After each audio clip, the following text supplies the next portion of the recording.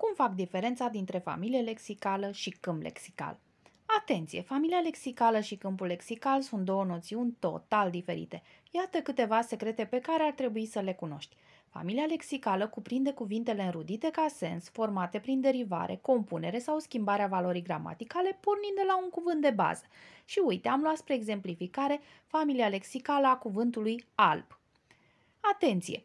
Cuvântul albanez nu va face parte din familia lexicală a cuvântului alb, deoarece acest cuvânt nu este înrudit ca sens cu alb.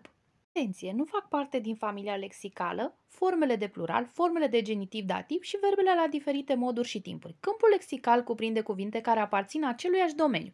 Putem avea câmpul culorilor, al meseriilor. Deci vom introduce în câmpul lexical al culorilor toate culorile pe care le cunoaștem, iar în câmpul lexical al meseriilor toate denumirile meserilor pe care le cunoaștem. Cuvintele care alcătuiesc un câmp lexical aparțin aceleiași părți de vorbire. Dacă ți-a plăcut acest video, nu uita să dai un share.